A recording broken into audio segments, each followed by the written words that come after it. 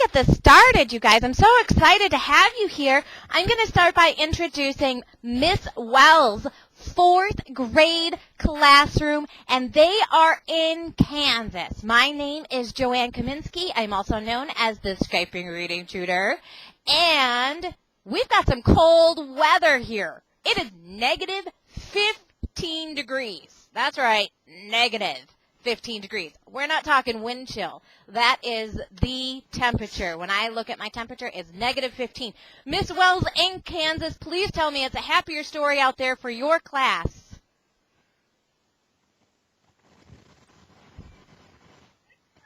Hello. Hello there. Is it warmer in Kansas than negative 15? It's a different Yes, it definitely is. It definitely is. Good. Does anybody know what the temperature is in Kansas?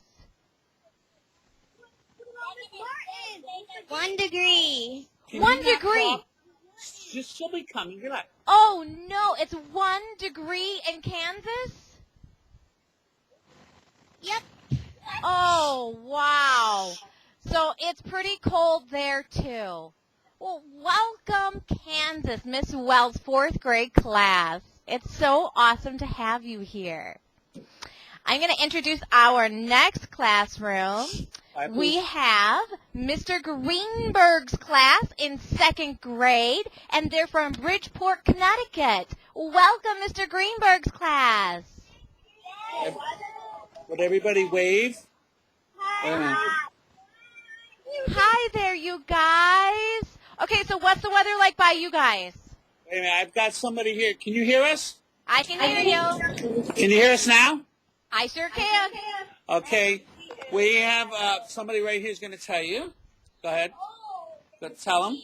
Our temperature is 24 degrees, snow 3-4 feet. Wow. It's a heat wave by you. It's warmer in Connecticut than in Kansas. Wow, that's So wait. amazing. This is Theodore, and on Saturday, tell her where you're going. Back to Russia. Back to Russia, wow. And I bet you it's not warmer there. Yeah, it's even colder there. It's colder. Colder. Yeah. Well, I'm going somewhere warmer on Saturday. I am going to Arizona, and I cannot wait to get to a little warmer place. Wait, hold on. Go on. She wants to say something to you. Go on. My dad is in Arizona with my grandparents. Excellent. Is it warm there right now? Do you know? Yes. Great. And they have a lake down there. Excellent. Very nice. All right, and we have another wonderful class joining us today. We have Miss Kids class. It's a kindergarten class from North Carolina. And they just got some snow in North Carolina. Isn't that true, Miss Kids class?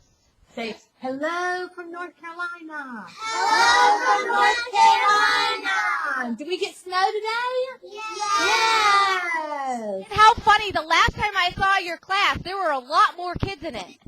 Well, we're just coming in today. We got a 2-hour delay, didn't we, guys? So the children are just floating in. And I bet you're probably going to have a smaller class today, huh? Yeah, I bet we might too. Some friends will just stay home today. Yeah. I used to have that when I was in the classroom, too. When we had snow, we had a rule in our classroom. If it was below 10 degrees, my kids would stay home. If it was above 70 degrees, I had a lot of kids who would stay home. And if there was snow, most of the kids stayed home. Wow, and that was a lot. Yeah, it was pretty nuts. Like, I came up with this after 10 years of working at the same school. It just seemed like that was the pattern of the kids that I worked with. Wow. Yeah, well, it's so exciting to have you guys here. We have beautiful snow here right now, and I wish you could see it. My daughter calls it she says that there's glitter all over the snow today. There's glitter all over the world. And what happens is when the snow starts to melt a little bit and it's a little icy, it does. It looks like sparkly glitter sprinkled all over. And so it's very, very pretty. We don't have any fresh snow. We had a big snowstorm last week, and it was only about a foot. It wasn't like massive, but we just haven't had that kind of snow in a long time. So that was really, really nice. It's nice when you got cold weather to have snow. I don't know about you guys, but for us, that's exactly how it goes. Well, today I have some stories that I'm going to read you. And I was reading this one story, all of you wonderful classrooms, and you know what? Because I can't do share screening like I can do with the classrooms one-on-one, with the way that it's all set up.